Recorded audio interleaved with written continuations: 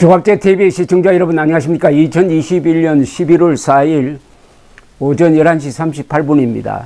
지난 10월 21일 원희룡 전 제주지사는 대장동 특혜개발 의혹과 관련해 뇌물과 배임 혐의 등으로 구속된 유동규 전 성남도시개발공사 기획본부장이 검찰의 압수수색이 있기 전에 이재명 대선 후보의 복심과 2시간 동안 통화를 했다는 주장을 했습니다.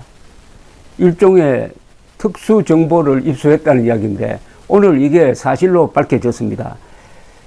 우선 동아일보가 특종을 했습니다.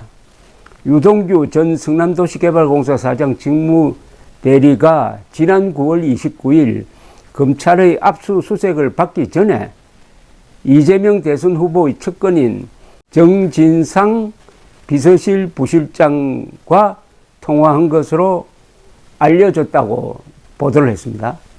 동아일보 취재를 종합하면은 검찰과 경찰은 유동규 전 직무대리의 통화 기록을 입수하여 분석한 결과 이 같은 사실을 파악한 것으로 전해졌다고 했습니다. 유동규 전 직무대리는 압수수색 당일 문을 잠근 채 검찰 수사관의 진입을 막고 휴대전화를 오피스텔 창밖으로 던졌습니다. 경찰은 이 휴대전화를 습득한 50대 남성으로부터 지난달 7일 휴대전화를 제출받았습니다. 그런데 이것을 동아일보 이 보도를 본인이 시인하고 나왔습니다. 이재명 더불어민주당 대선 후보 측근 정진상 민주당 선거대책위원회 비서실 부실장이 검찰 압수수색이 진행된 당일 유동규 전 성남도시개발공사 기획본부장과 통화한 사실을 인정을 했습니다. 입장문을 냈습니다. 유동규 전 본부장과 통화해서 충실히 수사에 임할 것을 당부했다고 말했습니다. 정 부실장은 먼저 대통령 선거를 앞둔 엄중한 상황에서 사법당국의 범죄와 전혀 관련이 없는 특정 개인에 대한 수사 내용을 일부 언론에 흘려 흠집을 내려는 행태에 대해 강력 경고한다. 이거는 동아일보가 특종한 데 대해서 자리는 검찰 쪽에서 정보를 제공했다 하는 뜻으로 보입니다. 당시 녹취록이 언론에 대대적으로 보도되는 상황에서 평소 알고 있던 유동규 전 본부장의 모습과 너무나 달라 직접 확인이 필요하다고 판단했다라고 입장문에서 이야기했습니다. 이 녹취록은 회계사 정영학 씨의 녹취록이 언론에 대대적으로 보도되고 있을 시점이었다는 뜻입니다. 입장문에서 그는 통화에서 유 전 본부장에게 잘못이 있다면 감추지 말 것과 충실하게 수사에 임할 것을 당부했다고 했습니다. 자, 그런데 그렇다면 이 원희룡 전 지사가 당시에 주장한 내용이 상당히 신빙성이 있다는 이야기가 되겠습니다. 그러니까 지난 9월 20일 경기지사 자격으로 출석한 국회 국정감사에서 유동규 씨가 검찰 압수수색 당시에 자살을 한다고 약을 먹었다고 한다. 그러면 약을 먹었다는 사실을 어떻게 알았느냐? 이걸 가지고 원희룡 전 지사가 문제의식을 가지고 추적했다는 이야기입니다. 그런데 원 전 지사는 라디오 방송에 나와가지고 이런 주장을 하기 시작을 했습니다. 유동규 씨가 약 먹기 전, 즉 압수수색을 당하기 전 2시간 동안 통화한 A씨가 있는데 A씨가 통화하는 걸 직접 옆에서 본 사람이 나에게 제보했다고 밝혔습니다. 제보자는 누구냐고 물었더니 민주당 안팎의 사람이다. 제보자를 보호해야 하기 때문에 정확한 신원을 이야기할 수는 없다고 했습니다. 그러면서 유 씨는 자기가 뇌물 받은 것까지 나온 상황에서 토사구팽이 될 수밖에 없는 상황에 처해 있다. 그럼 이 과정에서 과연 내가 주군이라고 생각하는 이재명은 나를 어떻게 생각하고 있을까라고 판단해야 했는데 이재명의 뜻을 정확히 판단하고 중간 연결을 할 수 있는 사람만이 통화 대상이었을 것이다 라고 했습니다. 그때 논란이 커지니까 이재명 후보 수행실장인 민주당 김남국 의원은 라디오에 나와가지고 이 후보 발언에 대해서 보도를 전제로 한 이야기로 보인다.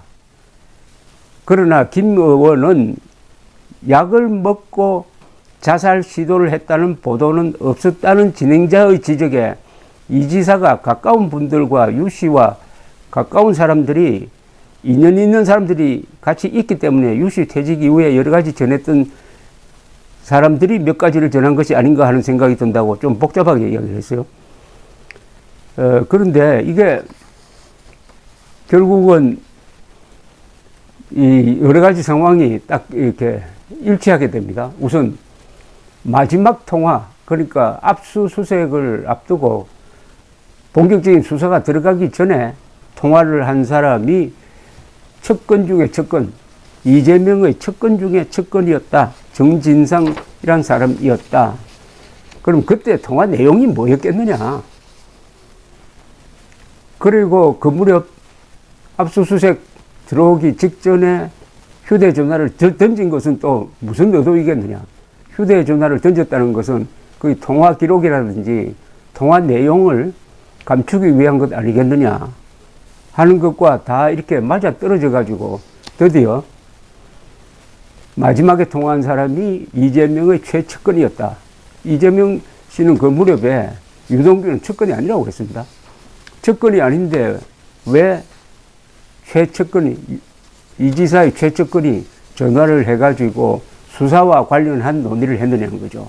여기 뭐 충실히 수사를 받으라고 했다고 주장을 하지만 이건 확인이 필요한 문제고, 일단 그때 화제의 초점은, 통화의 초점은 수사였다는 것이 확실해졌습니다. 근데 이재명은 아무런 관계가 없고 이 사건은 오히려 국힘당이 다 꾸민 거니까 그 뭐 걱정할 게 뭐가 있습니까? 그런데 왜 통화를 했느냐? 자살하려고 약을 먹었다는 이야기를 어떻게 또 알아냈을까? 어떻게, 다른 사람 아무도 모르는데 그건 앞으로 조금 더 확인해 봐야 될 상황입니다. 더구나 오늘 이런 단독 보도가, 요새 동아일보가 이 문제에 대해서 상당히 열심히 취재를 해가지고 이 새로운 정보가 많이 나옵니다. 그분이라는 이야기, 김만배 씨가 그분 운운하는 것을 이렇게 딱 집어가지고 이 큰 이슈로 만든 것도 이 동아일보입니다. 동아일보의 취재가 상당히 깊게 들어가는데 그 동아일보의 취재, 그걸 곧 확인한